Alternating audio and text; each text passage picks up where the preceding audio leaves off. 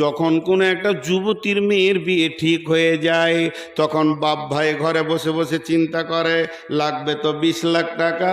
ভাই তখন মনে করে যদি আব্বাকে বলি যে জমিটা বিক্রি করো না, মাত্র একটা জমি, তো আমার বোনটা মনে হয় সারা জীবন আমাকে বলবে তোর জন্যে আমার বড় ঘরে বিয়ে হলো না। তোরকে দেখা দেখি বলছে আব্বা দিয়ে দেন গা জমিটা কাউকে। জমি বিক্রি হয়ে গেল, ভাই ইট ভাটার কুলি হয়ে গেল, আব্বাও ইট ভাটার কুলি হয়ে গেল। এরপরে মায়ের কানের নাকের যা ছিল সেগুলো সব চলে গেল। দুটো দুধের গায়ে ছিল এটাও বিক্রি হয়ে গেল।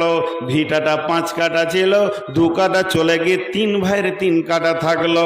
3 ভাই বোনের বিয়ে দিতে গিয়ে তার আর ঘরে বাস করে না, লক্ষণপুরে থাকে না, হরিশ্চন্দ্রপুরে থাকে না, চেন্নাইয়ে গিয়ে লিভারের কাজে ঢুকে গেল। আব্বা কোথায় যাবে, ঘর ছেড়ে যেতে পারে না, ইট ভাটায় কাজ করতে লাগলো।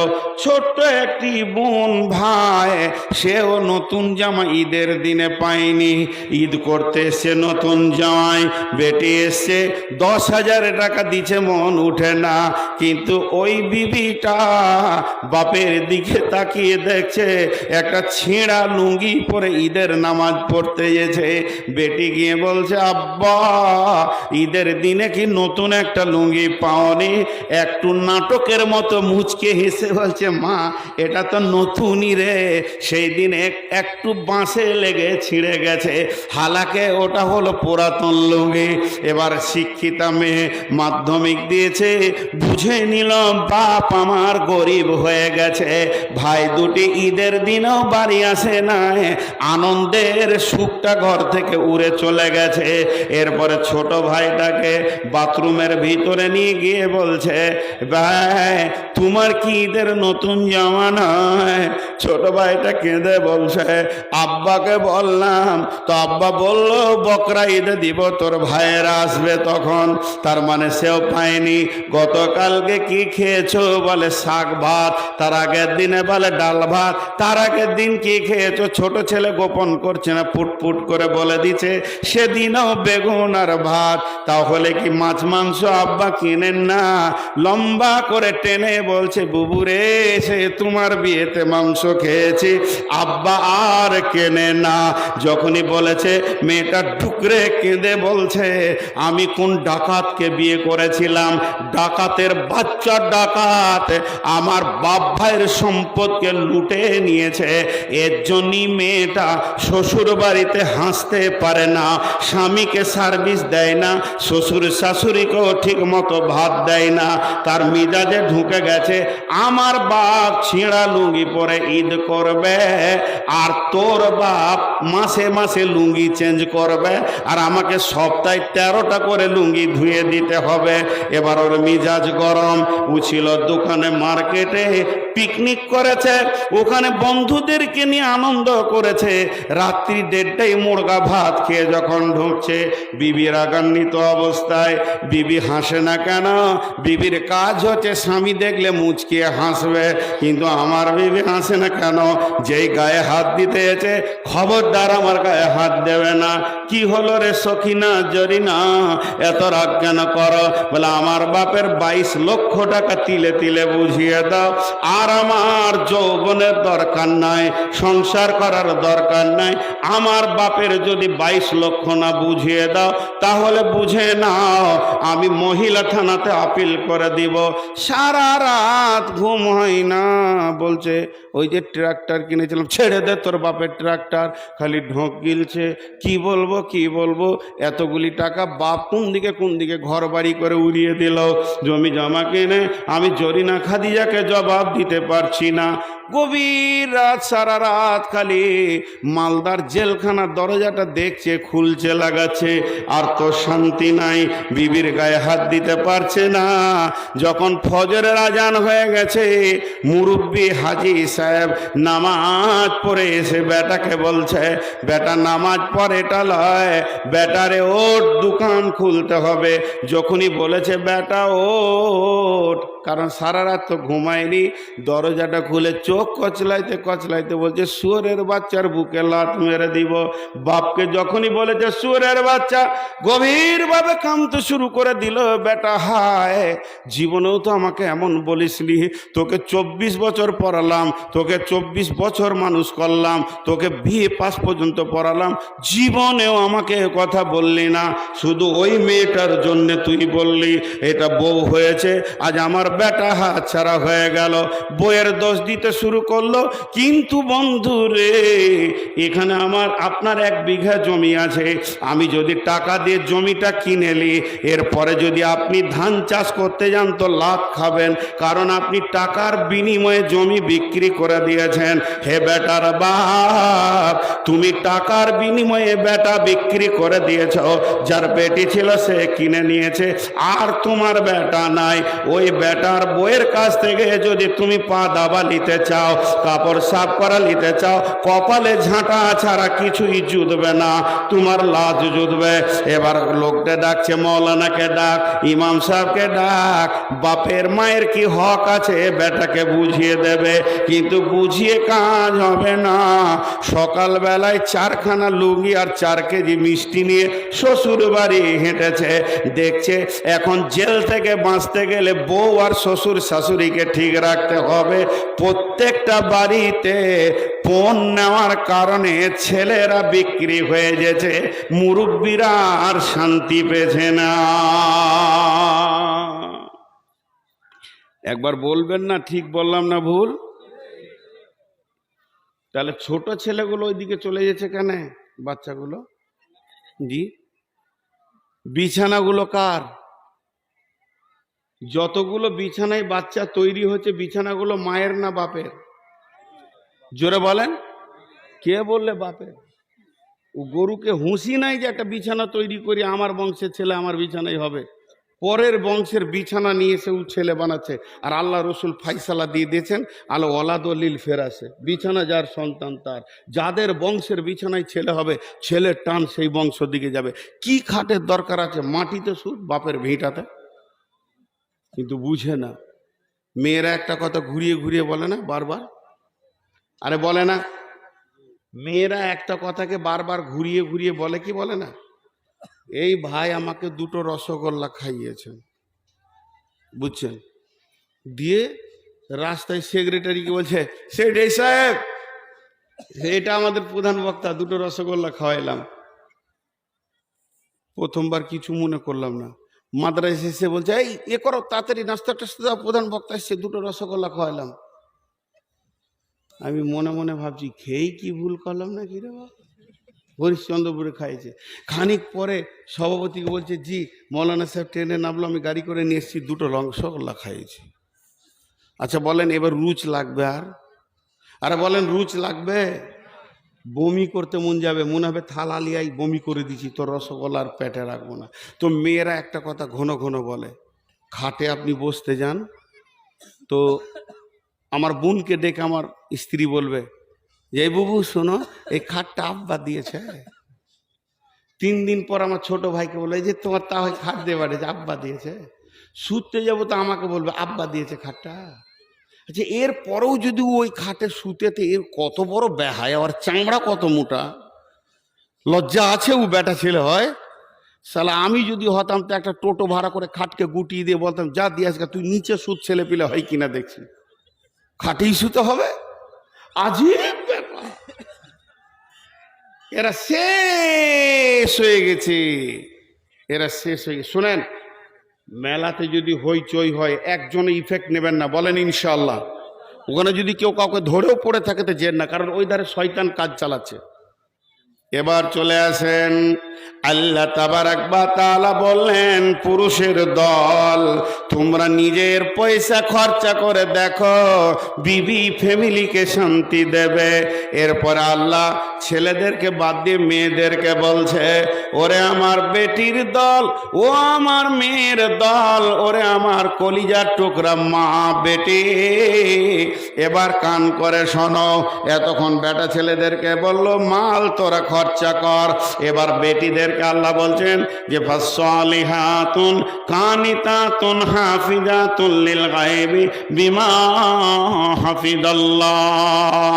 ওরে আমার মা, ওরে আমার বোন, যে মেয়েটার কাছে তিনখানা গুণ আছে, যে মেয়েটার ভিতরে তিনটে গুণ আছে, আমার যে বেটির ভিতরে তিনটে গুণ আছে, আমার রব বলছে ওকে যে ঘরের বউ বানাবেন ওই ঘরটা শান্তিতে থাকবে, ওর বাপ ভাই শান্তিতে থাকবে, পাড়া প্রতিবেশী শান্তিতে থাকবে, ওই মেয়েটি আস্তে আস্তে ধীরে ধীরে জান্নাতে চলে যাবে।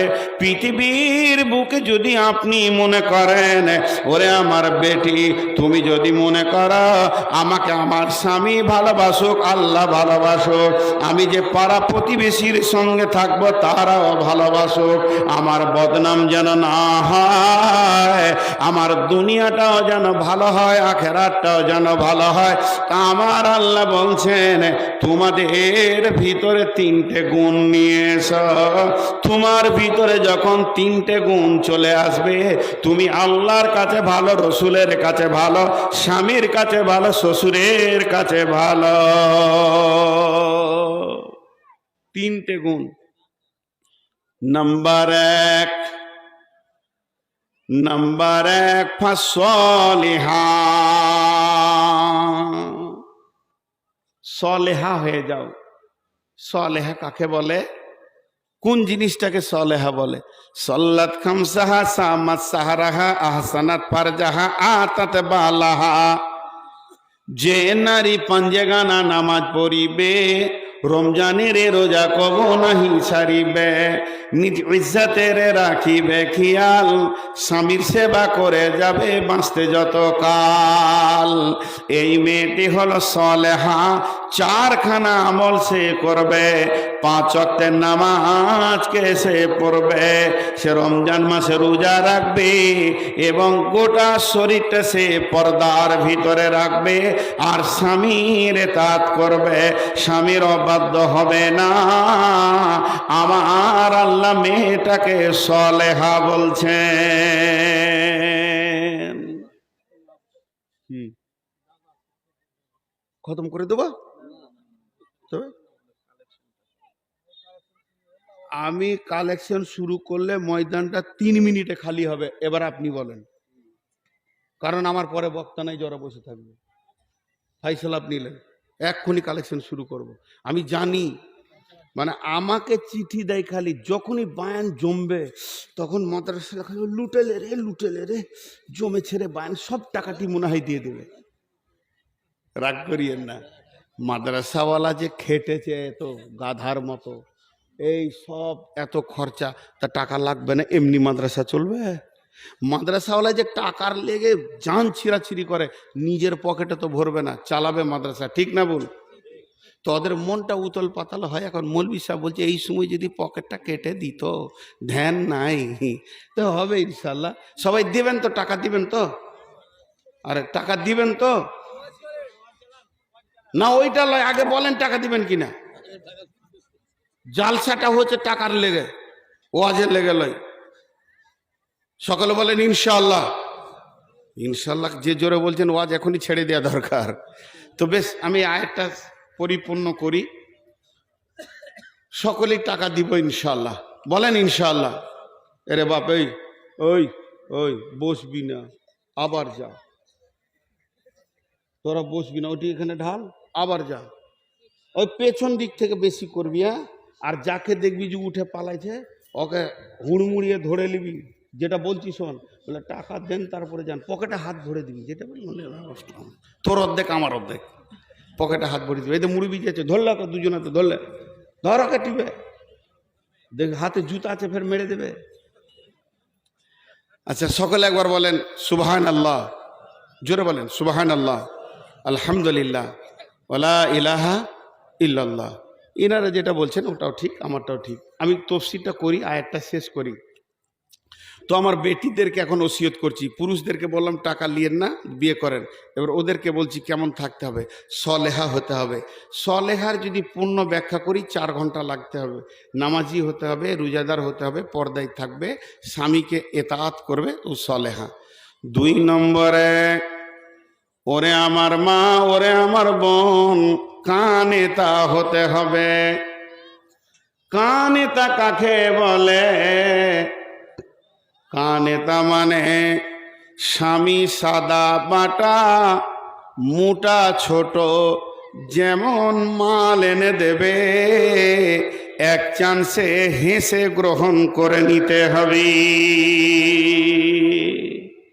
স্বামী তোমার জন্য যে কালারের কাপড় এনে দিয়েছে, এক চান্সে গ্রহণ করে নাও। হাজি ভাই বলেন, আমাকে উত্তর দেন। আপনাদের যতজনের বিয়ে হয়েছে তারা মুখ খুলেন। হাজি, বিবিকে কোনো মাল এনে এক চান্সে রাজি করতে পেরেছেন? হ্যাঁ না বলে না? সবাই বলেন, পেরেছেন? না, পৃথিবীর কোনো মেয়ে পারবে না। কে বললে? তাহলে ওটা মেয়েই লয়। রসুলকে ঘোল খাইয়েছে, এতদিন বন্ধ ছিল, আর বলছে এক চান্সে রাজি করে দিয়েছে। তাহলে আসেন আপনাকে পরীক্ষা করে নিয়ে, এখনই আমার কাছে ল্যাবরেটরি আছে পরীক্ষা করার। তো হতে পারে না, কারণ ওটা মেয়েদের অভ্যাস। আল্লাহর নবী বলেছেন, কঠিন কিয়ামতের দিনে যেমন পৃথিবীতে বিশ্ব সুন্দরীর প্রাইজ দেওয়া হচ্ছে, বিশ্ব সুন্দরী যে মেয়েগুলি হয় তারা প্রাইজ পায়, তেমনি আল্লাহ কিয়ামতের দিনে বিশ্ব সুন্দরীর প্রাইজ দেবেন। আর আল্লাহর প্রাইজ মানি হলো জান্নাত। অতএব মা আমার, বোন আমার, কান করে শোনেন, সেদিন বিশ্ব সুন্দরী কে হবে? যে মেয়েটা দেখতে অতি চিকন, যার নাকটা ভালো, চোখটা ভালো, চামড়াটা সাদা, ওই মেয়েটি আল্লাহর কাছে বিশ্ব সুন্দরী প্রাইজ পাবে। আর যে মেয়েটা হলো কালো, দেখতে ভালো নয়, ওই মেয়েটি প্রাইজ পাবে না। এটা হতেই পারে না, না না না, এটা হবে না। তাহলে বিশ্ব সুন্দরী প্রাইজ কোন মেয়েটা পাবে? বলে ওই মেয়েটা যাকে স্বামী, যার দিকে তাকালে স্বামীর কলিজা ঠান্ডা হয়ে যায়, আর বাইরে থেকে সফর থেকে আসলে স্বামীকে প্রথম চান্সে খুশি করে দেয় এবং কলিজা ঠান্ডা করে দেয়, ওই মেয়েটি বিশ্ব সুন্দরীর প্রাইজ পাবে। মেয়েরা এটা পারে না। আমি আমার বিবিকে বলছি, রাত জেগে জেগে জালসা করি, তো যখন ঘর ঢুকবো তো কিছু বলিও না, 1-2 ঘন্টা থাকবো, ঠান্ডা হব, তোমার যা অভাব অভিযোগ আছে বলিও। তো বলবে আমি খেপি নাকি, তুমি কোথা থেকে কষ্ট করে আসবার বলে দিব। কিন্তু ওটা বললে যখন, তো মনে হচ্ছে যে না, আর বলবে না। রাত 1:30টায় ঘর ঢুকেছি, হুট করে বলছে তোমার হুঁশ আছে, ঘরে টাকা পয়সা নাকি, কষ্ট করে চলছি, মেরে দিলেও। এটা হতেই পারে না। মেয়েরা এক চান্সে যত দামি মাল নিয়ে যাবেন, খালি এমনি করে দেখবে, কাপড়টাকে দেখতে দেখতে দেখতে দেখতে বলবে, দেখো তো কেমন মাল আনছে, রংটাও ভালো লাগে, খায়রুলের বাপকে দেখো তো কত ভালো মাল আনছে। আরে সালা, জান জ্বলে গেল। হ্যাঁ, তোকে এত দামি মাল দিও, তোর দিল পেছি না। আল্লাহ রসুল, আল্লাহ বলছে তুই কানেতা হয়ে যা, স্বামী যেমন দিবে, তোকে যেমন করে সাজাবে, ওর চোখে যেমন ভালো লাগবে, তুই ফার্স্ট চান্সে হেসে কথা বল। কিন্তু মেয়েরা পারে না। জি ভাই, এ দুঃখ রাখবো কোথা? এ দুঃখ রাখার জায়গা নাই। মেয়েরা পৃথিবীর সব একই। এক বুড়ি থালা মাছতে গিয়ে নদীতে পড়ে চলে গেছে, লাশ হয়ে ভেসে।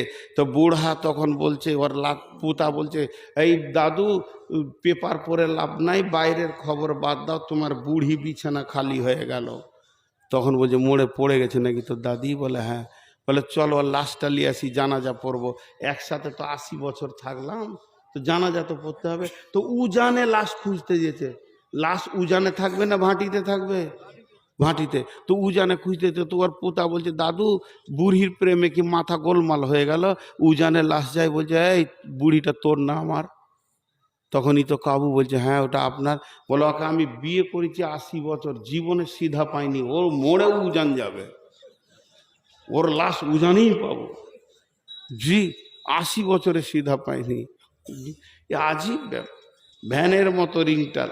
আল্লাহ তাবারাক ওয়া তাআলা বলছেন তুমি কানেতা হয়ে যাও, তবে মা আমার, বোন আমার, বেটি আমার, সকলে নিয়ত করেন আমাকে একটা করে দেশি মুরগির ডিম দেবেন।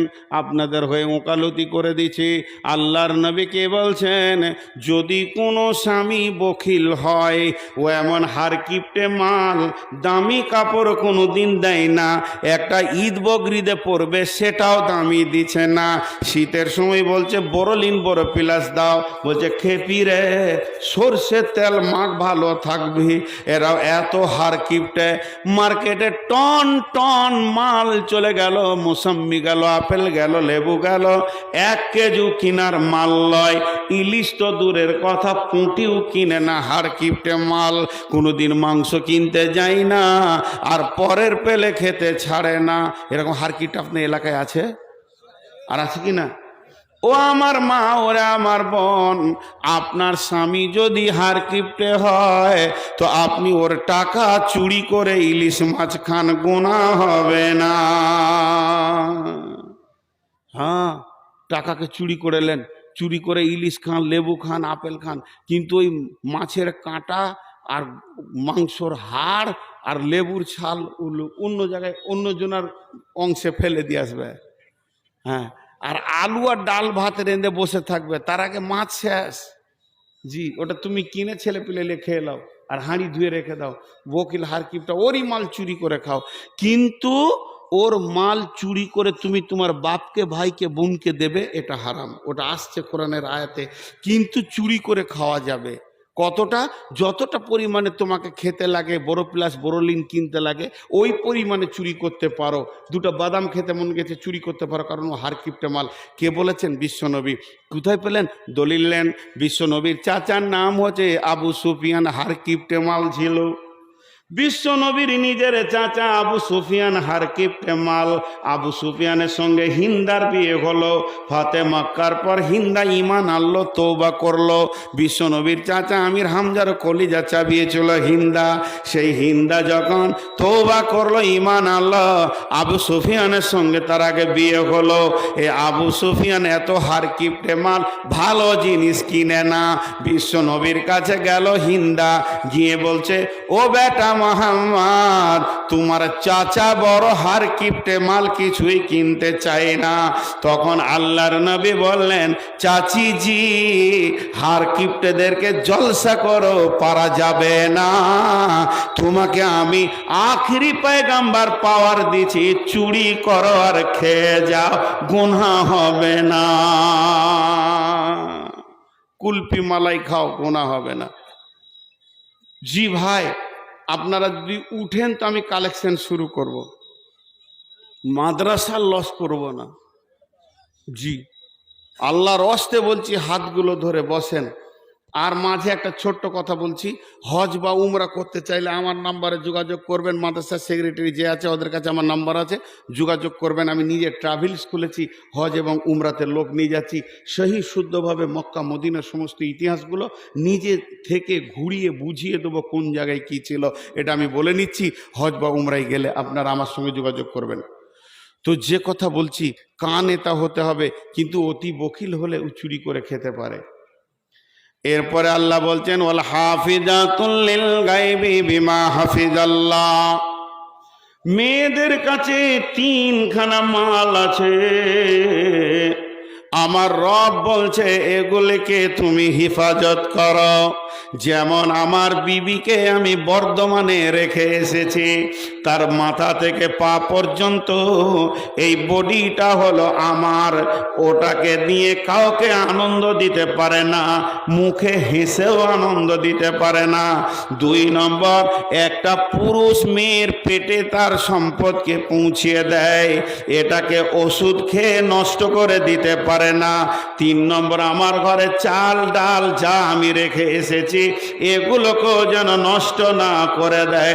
যে আমার আল্লাহ বলছেন ওয়াল হাফিজুনা লিল গায়বি বিমা হাফিজাল্লাহ, তোমরা ওই মালকে হেফাজত করো। স্বামীর মালকে চুরি করে বাপ ভাইকে মাকে দিয়ে দিও না। এমনকি স্বামীর মাল চুরি করে দানও করতে পারো না। স্বামীর বিনা পারমিশনে তোমার দান করা যাবে না। তবে তোমাকে খেতে যদি মন যায় আর স্বামী যদি এনে দেয়, চুরি করা যাবে না।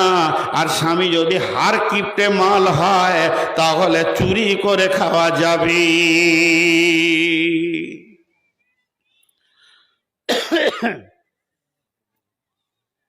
ভাইয়া,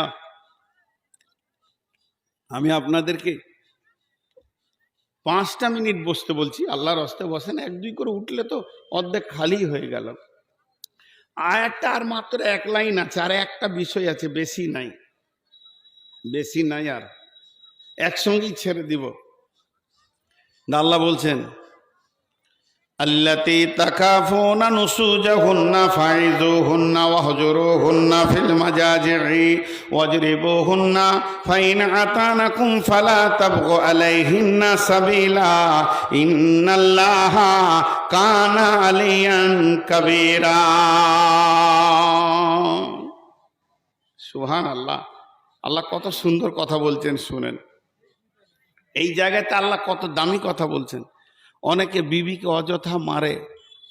জি না, তুমি তোমার বিবিকে আস্তে আস্তে বুঝাও, দিনের কথা বলো, তাফসীর করো, আলেম ওলামার কথা বলো, আখিরাতের কথা বলো, জাহান্নামের কথা বলো। যদি দেখো তোমার বিবি অসঙ্গত চলাফেরা, তো বলছেন আল্লাহ তাবারাক ওয়া তাআলা বলছেন ফাইযুহুন্না ওয়াহজুরুহুন্না নুসুজাহুন্না ফাইযুহুন্না ওয়াহজুরুহুন্না ফিল মাজাজি'i, তাদেরকে বোঝাও। তাতেও যদি ঠিক না হয় তাহলে একই রুমের ভিতরে বিছানা আলাদা করে দাও, যে খবরদার তোমার আর আমার বিছানা আলাদা, এক বিছানায় আসবে না। মেয়েটি যদি জ্ঞানী হয় চোখের পানিতে কেঁদে তোমার কাছে মাপ চাইবে যে আমার স্বামী আমাকে বিছানা থেকে সরিয়ে দিয়েছে। তাতেও যদি ঠিক না হয় ওয়াজরিবুহুন্না, মেয়েদেরকে মারা যায়, আল্লাহ কালাম পাকে বলছে মারো, কিন্তু মারের পরিমাণটা কেমন হবে? তাকে ল্যাংড়া লোহা করে দেবে, তার গালে এমন মারবে যেন দাগ হয়ে গেছে, তাকে পঙ্গু করে দেবে। আর কালকে তুমি ডাম্পারে অ্যাক্সিডেন্ট হয়ে মারা যাবে, পরশুদিন মেয়েটা আর বিয়ে হবে না। এটা তুমি করতে পারো না। তুমি যে ওর চির স্বামীর কোনো গ্যারেন্টি নাই, হতে পারে আল্লাহ তোমাকে কোনো ওসিলাতে নিয়ে নেবে, ওই মেয়েটি আবার ইদ্যত পালন করে ওর বাপ ভাই বিয়ে দেবে, কিন্তু তুমি এমন মার মেরেছ আর দ্বিতীয় স্বামী তাকে গ্রহণ করছে না, এইভাবে তার বডিকে পঙ্গু করে দিতে পারো না। আল্লাহ বলছে মারার জন্য কোনো ওসিলা খুঁজো না, তার কারণ ওটা তোমার শ্বশুরের বেটি, তোমার সম্বন্ধীর বোন, তোমার আপনার কিনা শাশুড়ির বেটি। তার আগে ভেবে দেখো আমার সে বান্দি, তার গায়ে যখন তুমি মারো আমি আল্লাহর দিলে লাগবে। তবে যদি অন্যায়ভাবে মারো আমি ওর রব কিন্তু হিসাব করতে ছাড়ব না। এর জন্য আমার আল্লাহ বলছেন গোলাম রে, তাদেরকে জবান দিয়ে দিয়ে ওসিয়ত কর। পুরুষের তিনটে অভ্যাস আছে খুব নোংরা। পুরুষের 3টে অভ্যাস আছে খুব নোংরা। পুরুষের 3টে অভ্যাস আছে খুব নোংরা। আপনারা বলেন বলবো? আরে বলেন বলবো? পাগলারে, বলে দিলে আমাদেরই মান সম্মান থাকবে। বুঝে বলেন। হ্যাঁ, ওগুলা ঢেকে রাখতে হয়। জি, একটা বলি, তার মধ্যে একটা বলবো, এই তফসিরই আছে। সেটা কি? পুরুষের ধারণা সবারই বউগুলো ভালো, আমার বউটা খারাপ। এটা বাজে ধারণা। একই কোম্পানির সব একই, কিন্তু এটা ধারণা। একটা মজার গল্প শোনায়। আমাদের ওইদিকে একজন বড় আলিম ছিলেন, নাম করব না, তাকে অনেকে সম্মান করতেন। তো মাদ্রাসা জেনারেল কমিটির মিটিং চলছে, 50-100 লোক বসে আছে, আর উনি মাঝে বসে আছেন। বিখ্যাত আলেম, বড় বড় সাইকুল হাদিসদের ওস্তাদ। তো এক পাগলা মাথা মোটা গিয়ে বলছে জি জি মৌলভী সাহেব। কি হলো রে? তাবিজ দেন তো। তাবিজ কি করবি রে? আমার বউ কথা শুনে না। উনি বলছে পরশু আসবি, যা যা ভাগ ভাগ, পরশু আসবি। দেখছে মাথা মোটা, ওর মনে থাকবে না থাকবে, পরশু বলে দিয়ে ওকে তেড়ে দিয়েছে, চলে গেল। ও আর মনে থাকবে না? ও আর আবার মনে না থাকে, ও পরশু দিনই চলে এসছে। জি তাবিজটা দেন তো। যে তাবিজ লিবি? ওকে ঘরের ভিতরে ভরেছে, তো হুড়কা লাগিয়েছে, মোটা লাঠি ধরে বলছে বস এবার তাবিজ দি, মেরি ফেলে দিব তোকে। বলছে এটা কোনো তাবিজ হলো? ঘুরিয়ে আমাকে মারছে, আমি বউ, আমার বউ আমাকে দেখতে পারে না, আবার ঘুরিয়ে মারছে। তখন বলছে এইটাই তোর তাবিজ। তোকে নিচে বসিয়েছে, বস এখানে। মৌলানা উপরে বসেছে, তো বলছে আস্তি করে বলছে ধীরে ধীরে, যাতে ওর মাথায় ঢুকে। আরে পাগলা, মেয়েরা ওই রকমই। আমার বউটাও আমার কথা শুনে না। আমি চালাক বলি, কাউকে বলি না, তুই খ্যাপ বলি বলছিস। লিয়ে থাক গা, অতি ছেলে পিলে হবে দেখ গা। ওর মাথায় যে ঢুকে গেল যে এত বড় মৌলবীর বউ কথা শুনে না রে, তামারটা না শুনুক গা, বেশ শান্তি চলছে এবার। জি একজনা ঘরে বিবির সঙ্গে ঝগড়া করে, তুমি তোকে দেখে নিব, তোকে দেখবে কি দেখবে তুমি, তোকে দেখে নিব কি ভেবেছিস হযরত উমর এখনো বেঁচে আছে, তোকে আমি দেখতে পারবো না বলে উড়ে গে বেরিয়ে গেল হযরত উমরের কাছে। উমরের দরজায় এরকম ডাক দিয়েছে, উমর বলছে কে? আর তখন উমরের বিবি আবার উমর কি বকছে, বুঝছেন? 18 লক্ষ বর্গ মাইলের বাদশাহ হযরত উমর, যার সামনে কেউ দাঁড়াতে পারতো না, তো আর বিবি খুব বকছে উমরের বিবি। আর উমর চুপ করে শুনছে। তখনই পালিয়ে গেছে। মানে ওষুধ কোথা নিব, সে তো নিজেই রোগী, তো ওষুধ দিবে কি করে, আমার বিচার করবে কি করে? বহুকে বলে এসছে দেখছি তোকে, উমারকে নিয়ে আসছি, তোর বিচার করছি, কিন্তু ওই তো উমার তো নিজেই রুগী। তখন ও পালিয়ে যাচ্ছে। উমার দরজা খুলে দেখছে অনেক দূরে, এসো এসো। বলছে হয়ে গেছে কাজ। বলছে আয় রে ভাই, বলছে আমার কাজ হয়ে গেছে, আমার ভেজাল বরাত মিটে গেছে। বলছে তুই আমার কাছে আয়। কাছে গেল, কি জন্য এসেছিলি? আমার বউ কথা শোনে না। বলে আচ্ছা হুজুর আপনি বলেন তো, আপনার বউ এত বকছে তো চুপ করে শুনছেন কেন? বলছে খ্যাপা শোন, আমার বিবি আমার কাপড় সাফ করে, আমাকে রান্না করে খাওয়ায়, আমাকে মাথা হাত পা দেবে দেয়, ঘর বাড়ি সাফ করে, আমার ছেলের পায়খানা পেশাব সাফ করে, আমার ছেলেকে দুধ খাওয়ায়, সে কোলে করে পেটে করে আমার সন্তান মানুষ করেছে। এতগুলি যখন সে আমার করেছে, তো দুটো কথা বললি তো কি আমি চুপ করে শুনছি? বলছে হুজুর ওই জন্যই বলছি আমার ভেজাল চুকে গেছে, আর বিচার করতে হবে না, উপকুক গ্রামে আমরা শুনবো। শুনছে বসে, দেখে স্বামীটা এত ভালো হলো কি করে রে, এত কথা বলেও গরম করা যেছে না। তো আল্লাহ বলছেন যে খবরদার তুই ভাবিস না যে লোকের বউটা ভালো আমার বউটা খারাপ। এক বেচারা এই আপনাদের বাঁধের ধারে জমি এমনি করে করে ঠিক করছে, জমির আয়ালগুলাকে, আর তার মাত্র 15-20 মিনিট আগে বিবির সঙ্গে কথা কাটাকাটি করে এসেছে, আর জমির আল ঠিক করতে করতে আধ ঘন্টা পর আর মাঞ্জা ধরে গেছে, তো উঠে দাঁড়িয়েছে, হাতে কুদাল আছে, আর অমন সময় একটা মোটরসাইকেল পেরিয়ে চলে গেল, তো বউটা ওর কাঁধে হাত দিয়েছে আর মোটরসাইকেলে যেছে, ওই সুখ দেখে ওর হাত থেকে কুদাল পরে পা কেটে গেল। বলছে ও কত সুখে আছে, আমার বউটাই খারাপ। খানিক পর টোটো চেপে হসপিটাল যেছে, তো দেখছে সুইচ গেট মোড়ে ওই মোটরসাইকেলওয়ালা বউটাকে মোটরসাইকেলের পাশে দাঁড় করিয়ে দিয়ে এক মৌলবীর সঙ্গে কথা বলছে। ওই মৌলবীটা আবার আপনার গাঁয়ের মসজিদের ইমাম। তো আমাদের ইমাম গল্প করছে, হাত পা চিকিৎসা করে, ইঞ্জেকশন নিয়ে, ব্যান্ডেজ করে, ওষুধ নিয়ে এসে ঘর ঢুকলো। তখন জোহর আসর নামাজ পড়ে মাগরিবের পর ইমাম সাহেবকে পেয়েছে। ইমাম সাহেব বাড়ি গিয়েছিল, মাগরিবে এসছে, যে মাগরিবে ওর রুমে গিয়ে বলছে মৌলানা একটা কথা জিজ্ঞেস করছিলাম, আজকে বেলা 12টার দিকে, 11:30-12টার দিকে একটা ছেলের সঙ্গে সুইচ গেটে কথা বলছিলেন, ছেলেটা কোথাকার? বলছে ও ছেলেটা আমাদের গ্রামে খলিল চাচার বেটা, ও বিয়ে করেছে এদিকে লাভাতে, তো বউটা নিয়ে দিকে যাচ্ছিলো, আমার সঙ্গে দেখা হলো। কি বলছিল? বলছে ভাই রে বউকে নিয়ে খুব অশান্তি, একটা তাবিজ দেন। বলছে ওরে কপাল রে, ওরই লেগে পা কাটলো ও অশান্তিতে। তা আপনারা মনে মনে ভাবছেন যে মৌলবীদের বউগুলো ভালো, সব 90 ডিগ্রি অ্যাঙ্গেলের বেঁকা। অতএব ওকে ওইভাবে নিয়ে চলতে হবে, কোরআন বলছেন।